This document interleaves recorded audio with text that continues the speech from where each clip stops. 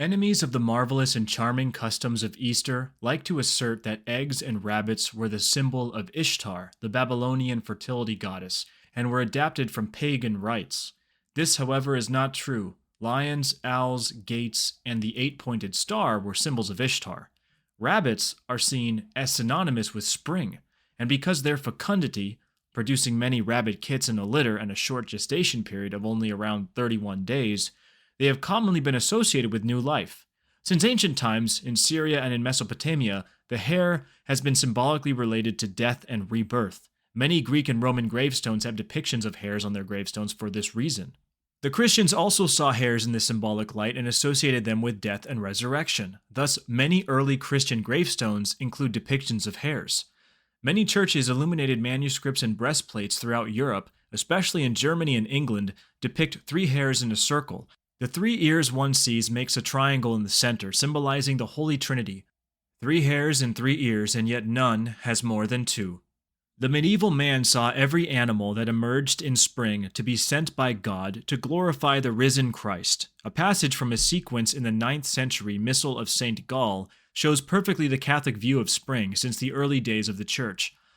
All creatures keep a feast of joy at the resurrection of Jesus. Flowers spring up, meadows are again clothed in their rich verdure, and birds, now that gloomy winter is past, carol in sweet jubilation.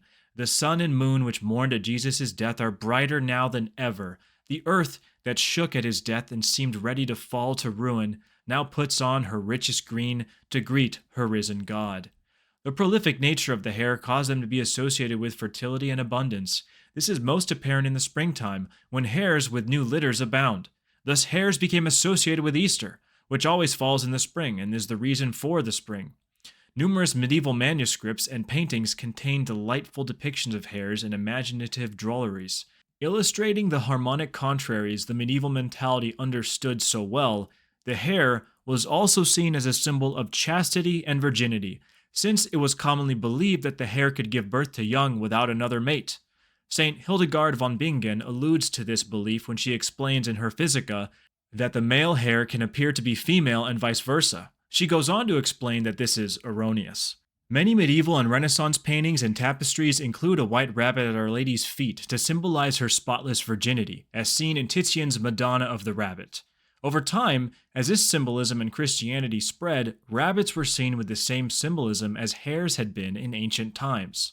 The first reference of the Easter rabbit is found in a German document in the 1500s, undoubtedly representing a long-standing symbolism, at least in Germany. The Germans, with their ability to see the marvelous in nature, would not have missed the connection between the rabbit and their risen Lord. It is sometimes claimed that since the custom of the Easter bunny was brought to America by German Protestants in the 1700s, Catholics should do away with the Easter bunny and eggs. However, a study of European customs shows that the Easter bunny is not an intrinsically Protestant invention. Rather, it developed from the remnant of Catholic spirit in the German that loves innocence and the marvelous in nature. This tradition may not have originated with the Protestants. It could have been a custom from the Catholic days of Germany. There were not enough sources to research this, but just because this was the first documented case of the Easter bunny doesn't mean he was invented by Protestants. The Catholic country of Luxembourg, for example, has the tradition of hiding eggs and chocolate hidden by the Easter bunny for children to hunt and gather. There's little research on when this custom began, but it could well be one that stems from late medieval times in German countries. What is clear is that the Catholics of Luxembourg found no problem in incorporating that custom into their Paschal celebration. Austria, England, Switzerland, Denmark, and the Netherlands all adopted this custom as well.